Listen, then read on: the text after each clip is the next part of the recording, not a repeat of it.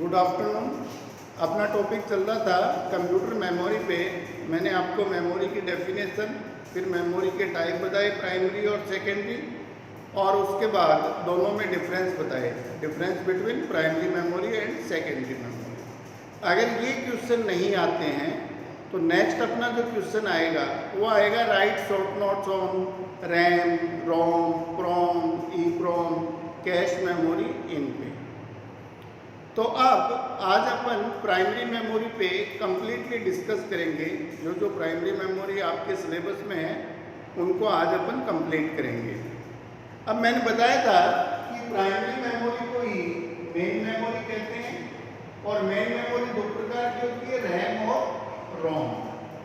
RAM के लिए मैंने आपको बताया कि रैम का पूरा नाम रैंडम एक्सेस मेमोरी है, और इसमें जो प्राइमरी मेमोरी की विशेषताएं वो सारी है। रैंडम एक्सेस का भी अर्थ मैंने बताया कि रैंडम एक्सेस का मतलब कहीं से भी एक्सेस करना, कहीं से भी डायरेक्टली रीड और राइट करना एड्रेस के अनुसार, उसको कहते हैं रैंडम एक्सेस। और रैंडम एक्सेस मेमोरी की विशेषता क्या होती है कि इसमें जो रीड और राइट करने में समय लगता है, जो आपका एक्सेस टाइम है, वो लोकेशन या जगह पर निर्भर नहीं करता। चाहे डेटा कितना ही नज़दीक हो, चाहे कितना ही दूर हो, उसको रीड और राइट करने में सेम समय लगता है। क्लियर हो गया? अब इसके बाद आप रैम के बारे में लिख सकते हो कि इसका जो नेचर है वो वोलेटाइल है, वोलेटाइल नेचर की मेमोरी है। वोलेटाइल का अर्थ कि तब तक कंप्यूटर ऑन है तब तक इसमें डेटा रहेंगे, जैसे ही कंप्यूटर को ऑफ करेंगे रैम के डेटा है वो स्वतः ही समाप्त हो जाते हैं। दूसरा, ये आईसी के रूप में कंप्यूटर में होती है। तीसरा, इसकी स्टोरेज कैपेसिटी कम होती है। चौथा, ये फास्ट होती है, इसमें डेटा अधिक गति से रीड और राइट किए जा सकते हैं। अब रैम को भी दो भागों में बांटा गया है। पहला है एस रैम, जिसको स्टैटिक रैम कहते हैं। दूसरा है डी रैम, जिसको डायनामिक रैम कहते हैं। अब जो आपकी स्टैटिक रैम है ये पुराने कंप्यूटर में आती थी, और अब जो नए कंप्यूटर जितने भी आ रहे हैं उन सब में डायनामिक रैम आती है। इस पर भी क्वेश्चन आता है कई दफ़े, 2 नंबर में छोटा क्वेश्चन आता है कि डिफरेंस बिटवीन स्टैटिक रैम और डायनामिक रैम। तो सबसे पहले आप सुनिए कि स्टैटिक रैम क्या है। स्टैटिक रैम और रैम में कोई अंतर नहीं है। जो जो आपने रैम के लिए लिखा है वो स्टैटिक रैम के लिए भी लिख सकते हो कि स्टैटिक रैम में तब तक डेटा उपस्थित रहता है जब तक कि कंप्यूटर ऑन है। कंप्यूटर ऑफ करने के बाद स्टैटिक रैम के डेटा स्वतः ही समाप्त हो जाते हैं। लेकिन डायनामिक रैम जो अब नए कंप्यूटर में आ रही है ये थोड़ी अलग है। डायनामिक रैम में अगर आपका कंप्यूटर ऑन है तो भी कुछ सेकंड बाद डेटा अपने आप ही समाप्त होते रहते हैं, अपने आप ही डिलीट होते रहते हैं। और कुछ डेटा ऐसे होते हैं जिनकी आगे आवश्यकता होती है, तो उनको समय समय पर रिफ्रेश किया जाता है। रिफ्रेश करने का मतलब पुनर्जीवित किया जाता है। तो अब आप सोचोगे कि भाई स्टैटिक रैम में तो रिफ्रेश नहीं करना था और डायनामिक रैम में बार बार रिफ्रेश करना पड़ रहा है, तो फिर इनका यूज ही क्यों करेंगे। इसके लिए मैं आपको समझाता हूँ कि जो पुराने कंप्यूटर थे उनमें स्टैटिक रैम आती थी, और पुराने समय में क्या था कि कंप्यूटर पे कोई व्यक्ति काम करता तो आधा घंटा, 1 घंटा, 2 घंटा इतना ही काम करता था। लेकिन आजकल सब कुछ ऑनलाइन होने के बाद कंप्यूटर अभी ऑन किया है तो कल तक बंद ही नहीं करते, लगातार 24 आवर्स, 2 दिन, 3 दिन, 5 दिन तक लगातार काम चलते हैं। अब अगर लगातार काम चल रहा है और आपने स्टैटिक रैम का यूज कर रखा है, तो जब तक कंप्यूटर ऑन है तब तक डेटा स्टैटिक रैम में रहेंगे, ये मैंने आपको बताया। और स्टैटिक रैम की स्टोरेज कैपेसिटी काफ़ी कम होती है। तो स्टोरेज कैपेसिटी कम है और आप लगातार काम कर रहे हो, तो एक कंडीशन ऐसी आएगी कि रैम की जितनी स्टोरेज कैपेसिटी है उतने डेटा आ गए, तो आपको लगेगा कि आपका कंप्यूटर स्लो हो गया, काम करना थोड़ा धीरे कर रहा है। और उसके बाद भी आप लगातार काम करते गए तो एक कंडीशन में कंप्यूटर हैंग हो जाएगा। कंप्यूटर हैंग होना क्या होता है आपको पता है?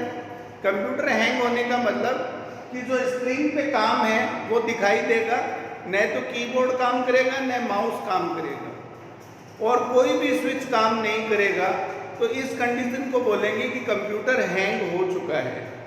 और उसका एकमात्र इलाज क्या है कि कंप्यूटर को रीस्टार्ट करते हैं। रीस्टार्ट करने का अर्थ क्या है कि कंप्यूटर को बंद करके पुनः ऑन करते हैं। तो रीस्टार्ट करते हैं तो स्टैटिक रैम की डेटा समाप्त हो जाएंगे, जैसे ही बंद होगा कंप्यूटर ऑफ होते ही, और वापस स्टार्ट करेंगे तो कंप्यूटर वर्किंग करना स्टार्ट कर देगा।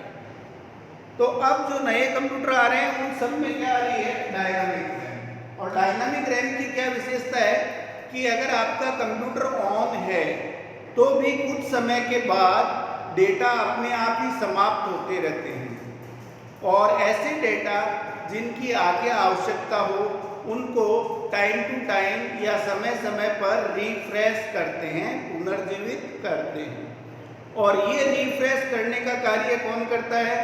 या तो सीपीयू के द्वारा किया जाता है, सेंट्रल प्रोसेसिंग यूनिट जो आपकी गणना करने की काम करती है सीपीयू, या तो उसके द्वारा करते हैं, या फिर डायनामिक रैम में अलग से एक रिफ्रेश सर्किट बना होता है, एक पुनर्जीवित परिपथ या रिफ्रेश सर्किट बना होता है जो समय समय पर डेटा को रिफ्रेश करता है या पुनर्जीवित करता है।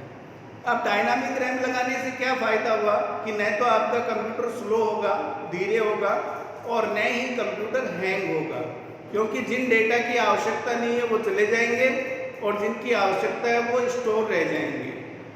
तो इस वजह से अपन डायनामिक रैम का यूज करते हैं।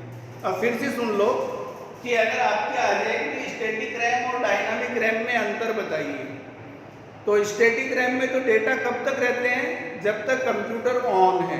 कंप्यूटर को ऑफ करते ही डेटा समाप्त हो जाते हैं, दोनों में सेम चीज है। लेकिन डायनामिक रैम में जो डेटा है वो अगर कंप्यूटर ऑन है तो भी कुछ सेकंड बाद अपने आप ही समाप्त हो जाते हैं। तो स्टैटिक रैम में तो तब तक रहेंगे जब तक आपका कंप्यूटर ऑन है, लेकिन डायनामिक रैम में अगर कंप्यूटर ऑन है तो भी कुछ सेकंड के बाद डेटा स्वतः ही समाप्त हो जाते हैं, और जिन डेटा की आवश्यकता होती है उनको हम रिफ्रेश करते रहते हैं। अपने को नहीं करना है, ये काम कंप्यूटर अपने आप करता है। और रिफ्रेश करने का काम कौन करता है? या तो सीपीयू करता है या डायनामिक रैम में एक अलग से रिफ्रेश सर्किट लगा होता है जो समय समय पर डेटा को रिफ्रेश करता है। तो अब अंदर लिखेंगे तो नंबर 1 लिखेंगे कि स्टैटिक रैम में तो डेटा तब तक उपस्थित रहते हैं जब तक कि हमारा कंप्यूटर ऑन रहता है या चालू रहता है, जबकि डायनामिक रैम में कुछ सेकंड बाद डेटा स्वतः ही समाप्त हो जाते हैं। पहला अंतर हो गया। दूसरा, स्टैटिक रैम में डेटा को समय समय पर रिफ्रेश नहीं करते, पुनर्जीवित नहीं करते, जबकि डायनामिक रैम में डेटा को टाइम टू टाइम रिफ्रेश या पुनर्जीवित किया जाता है। दूसरा अंतर हो गया। तीसरा अंतर, स्टैटिक रैम है ये पुराने कंप्यूटर में यूज की जाती थी, जबकि डायनामिक रैम है ये जितने भी नए कंप्यूटर आ रहे हैं उनमें डायनामिक रैम का यूज किया जाता है। चौथा अंतर, स्टैटिक रैम फास्ट होती है, डायनामिक रैम स्लो होती है। डेटा रीड राइट करने की गति स्टैटिक रैम की ज़्यादा होती है, जबकि डायनामिक रैम की कम होती है। पांचवा अंतर, स्टैटिक रैम है ये कीमती होती है, महंगी होती है, कॉस्टली होती है, जबकि डायनामिक रैम सस्ती होती है, चीप होती है स्टैटिक रैम की तुलना में। छठा अंतर है लाइट का, विद्युत खर्च, लाइट कंजप्शन, कि भाई लाइट कौन ज़्यादा ले रहा है। तो स्टैटिक रैम में लाइट कंजप्शन या विद्युत खर्च ज़्यादा है, जबकि डायनामिक रैम में लाइट कंजप्शन या विद्युत खर्च है वो कम है। तो ये 5-6 अंतर है। अगर आपसे डायरेक्ट एस रैम या डी रैम पूछे तो ये 5-6 पॉइंट आप उसमें भी लिख सकते हो, और दोनों ही प्राइमरी मेमोरी है, ठीक है, और दोनों ही रैंडम एक्सेस मेमोरी है, रैम के पार्ट है। इसके बाद जो दूसरी प्राइमरी मेमोरी है उसका नाम है रोम।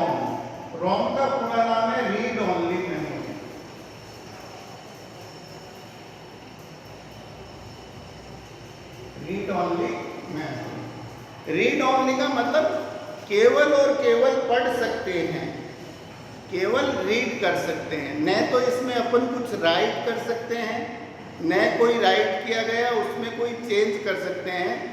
केवल और केवल जो डेटा इसमें स्टोर है उनको रीड ही कर सकते हैं, इसलिए इसका नाम रोम है, रीड ओनली मेमोरी। अब आप सोचोगे कि भाई ये प्राइमरी मेमोरी है और इसमें डेटा परमानेंटली स्टोर रहते हैं, जबकि प्राइमरी मेमोरी अपन क्या बोलते हैं, टेम्परेरी मेमोरी है, और इसमें डेटा तभी तक उपस्थित रहते हैं जब तक कि कंप्यूटर का स्विच ऑन है। लेकिन रोम के अंदर ऐसा नहीं है। रोम में जो कंप्यूटर की निर्माता कंपनी है वो कंप्यूटर हार्डवेयर को चलाने के लिए, कंप्यूटर के विभिन्न पार्ट्स को चलाने के लिए छोटे छोटे प्रोग्राम्स डालती है। उन प्रोग्राम्स को बोलते हैं यूटिलिटी प्रोग्राम्स, और वो सारे प्रोग्राम रोम के अंदर डाले जाते हैं। जैसे ही अपन कंप्यूटर ऑन करते हैं, ऑन करते ही सबसे पहले जो प्रोग्राम चलते हैं वो रोम के ही चलते हैं, और वो सारे हार्डवेयर को चेक करते हैं कि कीबोर्ड है या नहीं, माउस है या नहीं, हार्ड डिस्क है या नहीं। तो ये सारा काम किसका होता है, जो रोम में स्टोर प्रोग्राम होते हैं उनका होता है।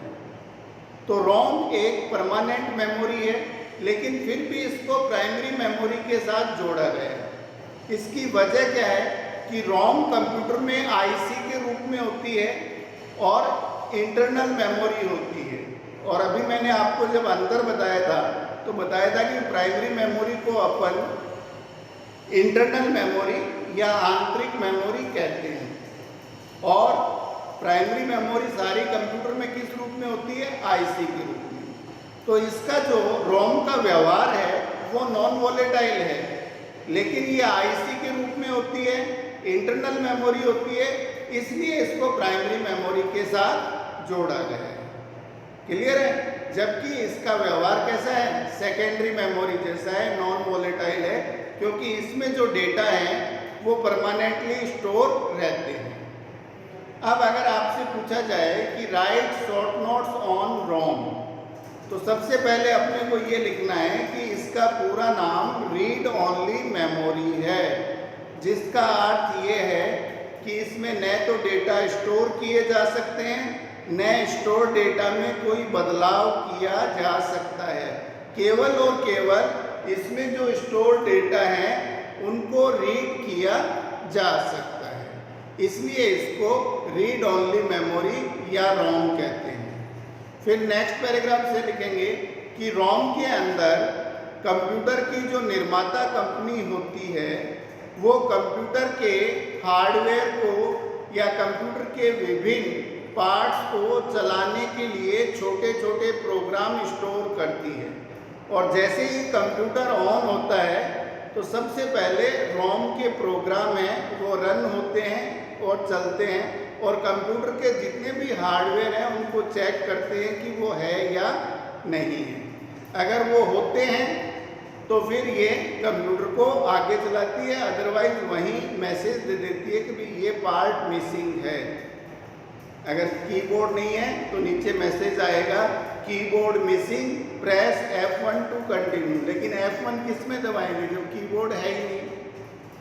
तो रोम के अंदर अपने को केवल इतना ही लिखना है कि जो कंप्यूटर बनाती है, कंप्यूटर की जो निर्माता कंपनी है वो कंप्यूटर को चलाने के लिए छोटे छोटे प्रोग्राम इसमें स्टोर करती है, और उन प्रोग्राम को यूटिलिटी प्रोग्राम्स कहते हैं।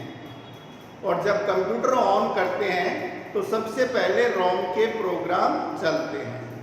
रोम का एक नाम और होता है, रोम को बायोस के नाम से भी जानते हैं, BIOS, जिसका पूरा नाम है बेसिक इनपुट आउटपुट सिस्टम। क्योंकि रोम के जो प्रोग्राम हैं वो सभी इनपुट और आउटपुट डिवाइस को चेक करते हैं कि वो है या नहीं है, इसलिए इसको बायोस के नाम से भी जानते हैं।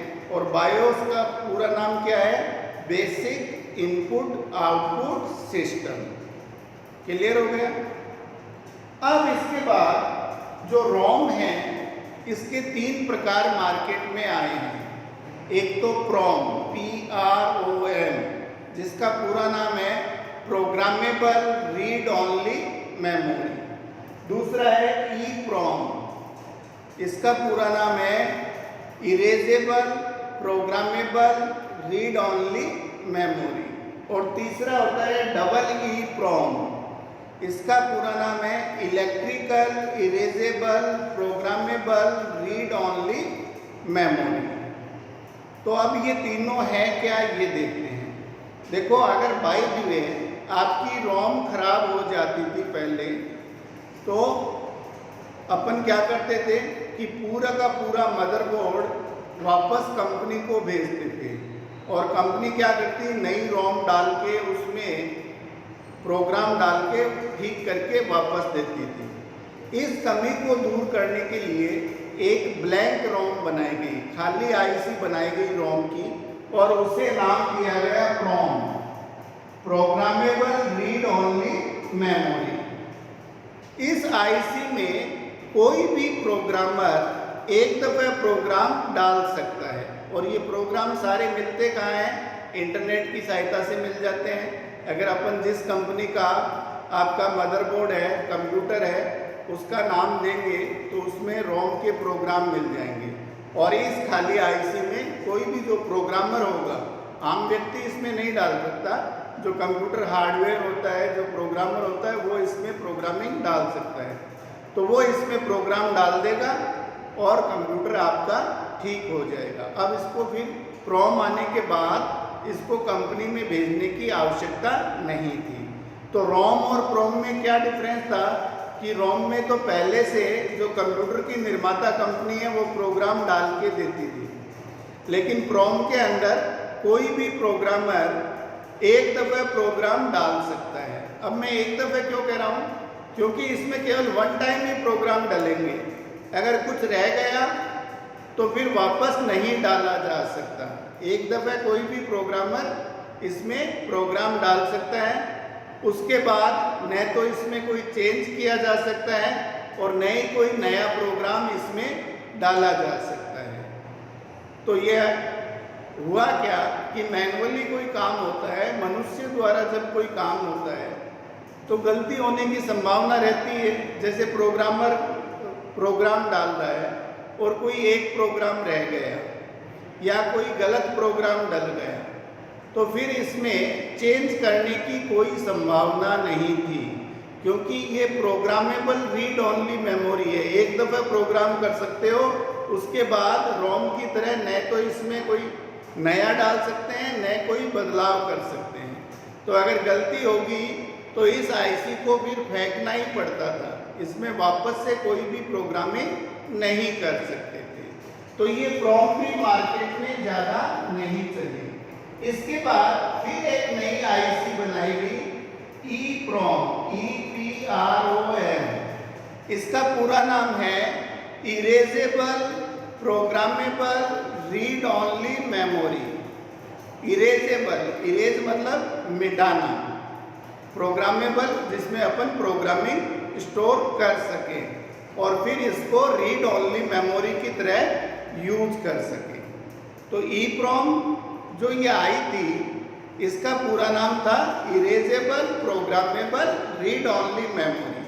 और इस आईसी की क्या विशेषता थी कि इस आईसी को अपन बार बार इरेज कर सकते हैं, मिटा सकते हैं और बार बार प्रोग्रामिंग कर सकते हैं। लेकिन इस आईसी में जो इरेज करने का प्रोसेस था, जो इरेज करने का तरीका था, वो काफ़ी कठिन था। इस आईसी की बनावट इस प्रकार से होती थी, ये स्केल की तरह थी, इसके दोनों तरफ एल्यूमिनियम लैग्स थे जो हर आईसी में होते हैं, और इसके ऊपर एक कांच की पट्टी लगी थी, ऊपर एक ग्लास की पट्टी लगी थी, और इस पर जब अपन लेजर बीम डालते थे, लेजर लाइट डालते थे, तो इस आईसी में जो स्टोर डेटा थे वो इरेज हो जाते, समाप्त हो जाते, और फिर से अपन नई प्रोग्रामिंग कर सकते। लेकिन इरेज करने के लिए लेजर लाइट का होना आवश्यक था, और उस समय हर जगह लेजर लाइट की व्यवस्था नहीं थी, और ये कॉस्टली भी पड़ रही थी, क्योंकि रोम काफ़ी कम खराब होती है। तो लेज़र लाइट परचेज करते तो पैसा लगता था, तो इसलिए हर जगह लेज़र लाइट उपलब्ध नहीं थी। तो हर जगह उपलब्ध न होने से अपन इसको इरेज नहीं कर पा रहे थे। तो ये आईसी भी मार्केट में ज़्यादा नहीं चली। अब जितने भी कंप्यूटर आ रहे हैं उनमें जो रोम आ रही है वो आ रही है डबल EEPROM, EEPORM। इसका पूरा नाम है electrical erasable programmable read only memory. इस आईसी का भी सेम EEPROM की तरह ही है। इस आईसी को बार बार मिटा सकते हैं, बार बार प्रोग्रामिंग कर सकते हैं, लेकिन इसमें जो इरेज करने का, जो मिटाने का प्रोसेस है वो क्या है? Electrical erasable. लाइट के द्वारा इस आईसी को इरेज किया जाता है या मिटाया जाता है। और बिल्कुल सिंपल सा है, इस आईसी को थोड़ा सा हाई वोल्टेज देते हैं, थोड़ा सा हाई वोल्टेज देंगे तो इस आईसी के डेटा अपने आप ही समाप्त हो जाते हैं और फिर से नई प्रोग्रामिंग कर सकते हैं। और ज़्यादा वोल्टेज देने में कोई दिक्कत नहीं, ये +5 वोल्ट लेता है। जैसे ही +7 का करंट इसको दिया जाता है, ये आईसी इरेज हो जाती है और फिर से प्रोग्रामिंग कर सकते हैं। तो ये आईसी, अच्छा लाइट तो जहाँ कंप्यूटर है वहाँ लाइट भी है, तो ये आईसी सबसे ज़्यादा पॉपुलर हुई और आज जितने भी कंप्यूटर हैं उन सब में डबल EEPROM आ रही है। और डबल EEPROM का पूरा नाम क्या है? Electrical erasable programmable read only memory. और इस आईसी को थोड़ा सा हाई वोल्टेज देकर मिटा सकते हैं और वापस से प्रोग्रामिंग की जा सकती है। तो आपके क्लियर हुआ? सबसे पहले क्या था? रोम। रोम का पूरा नाम रीड ओनली मेमोरी। इस मेमोरी में जो स्टोर डेटा है उनको केवल रीड कर सकते हैं, न तो इसमें राइट कर सकते हैं, न तो कुछ लिख सकते हैं और न ही कोई चेंज किया जा सकता है। और इस आईसी में होता क्या है? कंप्यूटर की जो निर्माता कंपनी होती है वो इनपुट और आउटपुट डिवाइस को चेक करने के लिए छोटे छोटे जो प्रोग्राम होते हैं वो स्टोर करके रखती है। और जैसे ही कंप्यूटर ऑन करते हैं सबसे पहले रोम के प्रोग्राम चलते हैं और इनपुट और आउटपुट डिवाइस को चेक करते हैं। क्लियर हो गया? फिर आया प्रोम, प्रोग्रामेबल रीड ओनली मेमोरी। इसे अपन खाली रोम भी कह सकते हैं, ऐसी रोम जो ब्लैंक हो। इसमें कोई भी प्रोग्रामर एक दफ़े कंप्यूटर में वांछित प्रोग्राम है, कंप्यूटर के लिए जो यूजफुल प्रोग्राम है वो स्टोर कर सकता है, लेकिन एक दफ़े स्टोर करने के बाद रोम और प्रोम में कोई अंतर नहीं रहता। न तो फिर उन प्रोग्रामों को बदला जा सकता है और न ही कुछ नया डाला जा सकता है। और एक दफ़ा प्रोग्रामिंग कर सकते हैं, इसलिए इसका नाम है प्रोग्रामेबल रीड ओनली मेमोरी। लेकिन एक दफ़ा प्रोग्राम कर स्टोर कर दिए उसके बाद रोम और प्रोम में कोई अंतर नहीं रहता। फिर उसके बाद है EEPROM। इसका पूरा नाम है erasable programmable read only memory. इस आईसी को बार बार मिटाया जा सकता है, इरेज किया जा सकता है और बार बार प्रोग्रामिंग की जा सकती है। लेकिन इस आईसी में जो इरेज करने का, जो मिटाने का तरीका है वो लेज़र लाइट के द्वारा है। और लेज़र लाइट हर जगह उपलब्ध नहीं होती और महंगी भी रहती है, इसलिए ये आईसी नहीं चली। अब कंप्यूटर में जितनी भी रोम आ रही है वो सभी आ रही है डबल EEPROM, जिसका पूरा नाम है electrical erasable programmable read only memory. इस आईसी को भी बार बार मिटाया जा सकता है, बार बार प्रोग्रामिंग की जा सकती है। और ये ज़्यादा इसलिए चल रही है क्योंकि इसको इरेज इलेक्ट्रिक माध्यम के द्वारा किया जाता है। मैंने अभी बताया था कि थोड़ा सा हाई वोल्टेज देने पर इस आईसी में स्टोर डेटा है वो डिलीट हो जाते हैं और फिर से अपन नई प्रोग्रामिंग इसमें कर सकते हैं। तो अब जितने भी कंप्यूटर आ रहे हैं उसमें रोम के रूप में जो आईसी आ रही है वो डबल EEPROM आ रही है, जिसका पूरा नाम है electrical, erasable, programmable, read only memory. Clear हुआ? तो ये है पूरा रोम फैमिली। रोम का दूसरा नाम बायोस। बायोस क्या होता है? Basic input output system. और इसके अंदर जो कंपनी कंप्यूटर बनाती है वो कंप्यूटर हार्डवेयर चेक करने के या कंप्यूटर को इनपुट और आउटपुट डिवाइस को चेक करने के छोटे छोटे प्रोग्राम्स इसमें डालती है। और जब भी अपन कंप्यूटर ऑन करते हैं तो सबसे पहले रोम के प्रोग्राम में वो रन होते हैं और कंप्यूटर की विभिन्न इनपुट और आउटपुट डिवाइस को चेक करते हैं। क्लियर हो गया? उसके बाद प्रोम है। तो प्रोम क्या है? कोई भी प्रोग्रामर है वो उसमें एक दफ़े कंप्यूटर को चेक करने के छोटे छोटे प्रोग्राम डाल सकता है, लेकिन एक दफ़े डालने के बाद न तो वापस से कुछ डाल सकते हैं और न ही उसमें कोई बदलाव किया जा सकता है। तो इस कमी को दूर करने के लिए फिर नई आईसी बनाएगी जिसे नाम दिया गया है EEPROM, erasable, programmable, read only memory. इस आईसी को बार बार इरेज कर सकते हैं और बार बार प्रोग्रामिंग कर सकते हैं, लेकिन जो इरेज करने का प्रोसेस है वो लेज़र माध्यम के द्वारा है और लेज़र माध्यम हर जगह उपलब्ध नहीं होते और महंगे होते हैं, इसलिए ये आईसी भी मार्केट में ज़्यादा नहीं चली। अब जो आईसी रोम के रूप में आ रही है वो आ रही है double EEPROM, electrical, erasable, programmable, read only memory. इस आईसी को थोड़ा सा हाई वोल्टेज देकर मिटा सकते हैं और फिर से प्रोग्रामिंग कर सकते हैं। तो ये बिल्कुल सिंपल सा टॉपिक है और अगर आपसे इस पे डायरेक्ट क्वेश्चन आएंगे तो शॉर्ट नोट्स के रूप में ही पूछे जाएंगे। आप लोगों ने देखा होगा कि जैसे ही अपन कंप्यूटर ऑन करते हैं इंटेल लिखा हुआ आता है, नाम आता है ना सबसे पहले स्क्रीन पे, तो वो नाम भी कहाँ स्टोर होता है? रोम के अंदर ही स्टोर होता है, क्योंकि सबसे पहले जो प्रोग्राम रन होते हैं वो रोम के ही होते हैं। इसके अलावा भी अगर आपको कोई चीज़ समझ में नहीं आई है तो अभी जल्दी कॉलेज की क्लासेस स्टार्ट हो जाएगी, उसमें आपको नोट्स देंगे और फिर से समझा देंगे। आज इतना ही बताया जाएगा। Have a nice day.